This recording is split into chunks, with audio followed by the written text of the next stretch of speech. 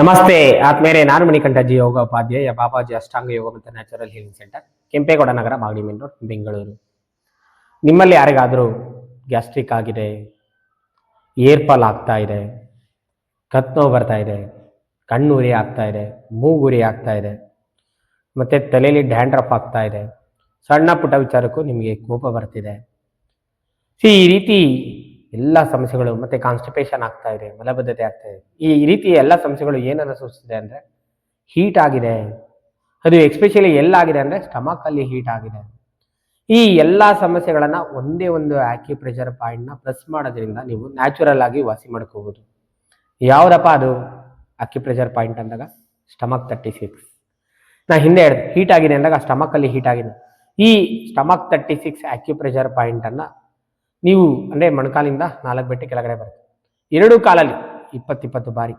ಇವತ್ತು ಒಂದು ಬಾರಿ ಪ್ರೆಸ್ ಮಾಡಿದ್ರೆ ಇನ್ನು 3 ದಿನ ಬಿಟ್ಟು ಅಂದರೆ ವಾರದಲ್ಲಿ 2 ಬಾರಿ 20 ಬಾರಿ ನೀವು ಪ್ರೆಸ್ ಮಾಡಿದ್ರೆ ನಿಮಗೆ ಡ್ಯಾಂಡ್ರಫ್ ಕಮ್ಮಿ ಆಗುತ್ತೆ, ಗ್ಯಾಸ್ಟ್ರಿಕ್ ಕಮ್ಮಿ ಆಗುತ್ತೆ, ಸಣ್ಣ ಪುಟ್ಟ ವಿಚಾರಕ್ಕೆ ನಿಮಗೆ ಕೋಪ ಬರ್ತಾ ಇದ್ರೆ ಅಂದರೆ ನೋಡಿ, ಹೀಟ್ ಅಂದಾಗ ಹೀಟ್ನ ಗುಣ ಸ್ವಭಾವ ಹೆಂಗೆ ಅಂದರೆ ಮೇಲ್ಮುಖವಾಗಿ, ಅದು ಮೇಲ್ಮುಖವಾಗಿ ಬಂದಂಗೆಲ್ಲ ಹೇರ್ ಫಾಲ್ ಆಗೋದು, ಡ್ಯಾಂಡ್ರಫ್ ಆಗೋದು, ಕತ್ ನೋವು ಬರೋದು, ಕಣ್ಣುರಿ ಆಗೋದು, ಮೂಗುರಿ ಆಗೋದು, ಈ ರೀತಿ ಗ್ಯಾಸ್ಟ್ರಿಕ್ ಆಗೋದು, ಕಾನ್ಸ್ಟಿಪೇಷನ್ ಆಗೋದು, ಎಲ್ಲ ಸಮಸ್ಯೆಯಿಂದ ನೀವು ನ್ಯಾಚುರಲ್ ಆಗಿ ಹೊರ ಬರ್ಬೋದು.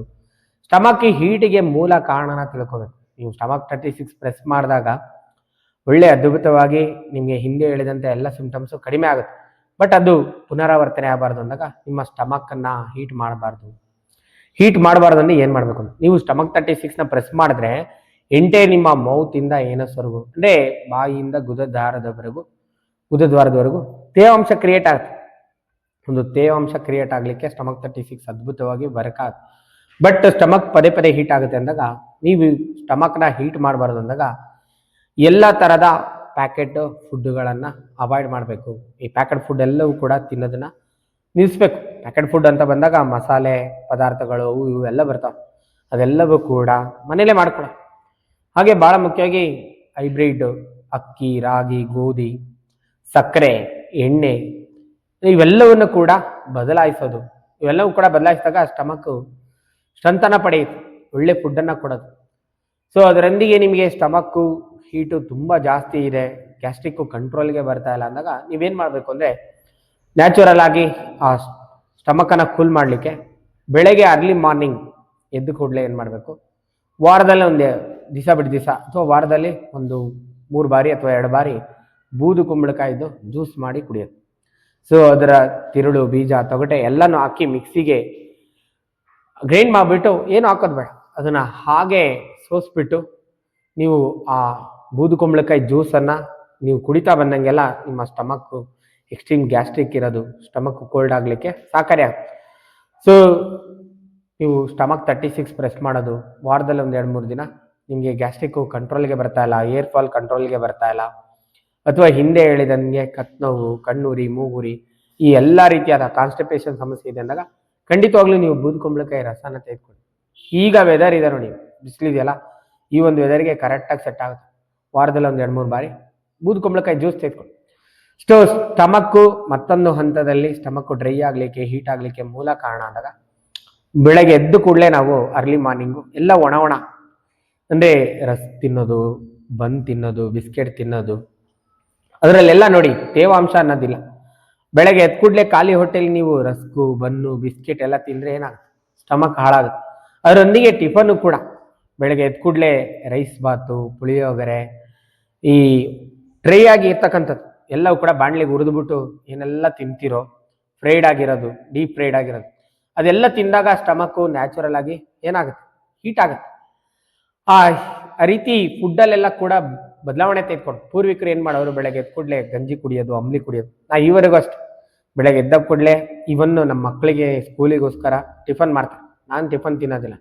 ಬೆಳಗ್ಗೆ ಎದ್ದಾಗ ತಿಂಡಿ ತಿನ್ನೋದು, ಟಿಫನ್ ತಿನ್ನೋದು ಮಾಡೋಣ. ಬೆಳಗ್ಗೆ ಎದ್ದಾಗ ದ್ರವ ರೂಪವಾಗಿ ಏನಾರ ಗಂಜಿ, ರಾಗಿ ಅಂಬ್ಲಿ, ಅಥವಾ ಡೈರೆಕ್ಟ್ ಬೆಳಗ್ಗೆನೆ ತಿಳಿಸಾರು ಅನ್ನ, ಮಜ್ಜಿಗೆ ಅನ್ನ, ರಸಮನ್ನ, ಅನ್ನ ಸಾರು, ಈ ರೀತಿ ನೀವು ಸ್ಟಮಕನ್ನು ಸ್ಟ್ರೆಂತನಾಗಿ ಇಟ್ಕೋಬೇಕು ಅಂದಾಗ ಬೆಳಗ್ಗೆ ಎದ್ದು ಕೂಡಲೇ ಅರ್ಲಿ ಮಾರ್ನಿಂಗ್ ಸ್ಟಮಕ್ ಅದನ್ನೇ ವಹಿಸುತ್ತೆ.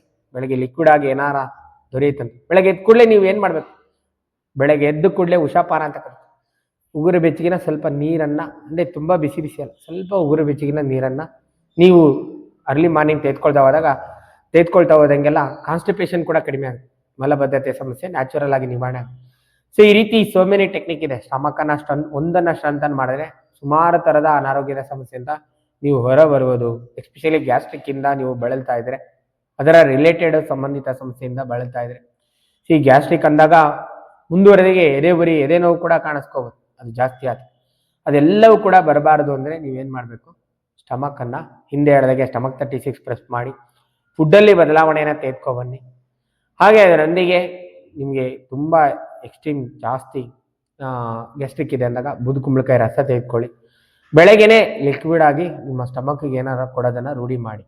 ಎಲ್ಲ ಮಾಡ್ತಾ ಬಂದಾಗ ನೀವು ನ್ಯಾಚುರಲ್ ಆಗಿ ಹಿಂದೆ ಹೇಳಿದಂಥ ಎಲ್ಲ ಸಮಸ್ಯೆ, ಅಂದರೆ ಗ್ಯಾಸ್ಟ್ರಿಕ್ ಇರ್ಬೋದು, ಕತ್ತು ನೋವಿರ್ಬೋದು, ಕಣ್ಣುರಿ ಆಗ್ಬೋದು, ಮೂಗುರಿ ಆಗ್ಬೋದು, ಏರ್ ಫಾಲ್ ಆಗ್ಬೋದು, ಡ್ಯಾಂಡ್ರಫ್ ಆಗ್ಬೋದು, ಎಲ್ಲದರಿಂದ ನೀವು ಹೊರ ಬರ್ತೀರಾ. ನಿಮಗೆ ಸಣ್ಣ ಪುಟ್ಟ ವಿಚಾರಕ್ಕೆ ಕೋಪ ಬರೋದು ಕೂಡ ಅದೆಲ್ಲರಿಂದ ನೀವು ಹೊರ ಬರುತ್ತೆ. ಹೊಟ್ಟೆ ತಣ್ಣಗಾದಂಗೆ ತಲೆನೂ ತಣ್ಣಗಾಗುತ್ತೆ, ಕೂಲ್ ಆಗುತ್ತೆ, ಕಾಮ್ ಆಗುತ್ತೆ, ರಿಲ್ಯಾಕ್ಸ್ ಆಗ್ತೀರಾ, ಸ್ಟ್ರೆಸ್ಸು ಕಡಿಮೆ ಆಗುತ್ತೆ, ಎಲ್ಲವೂ ಕೂಡ.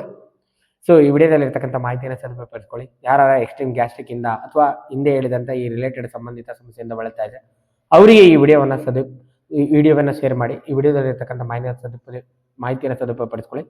ತಮಗೆಲ್ಲರಿಗೂ ಒಳಿತಾಗಲಿ. ಶುಭ ದಿನ. ನಮಸ್ಕಾರ.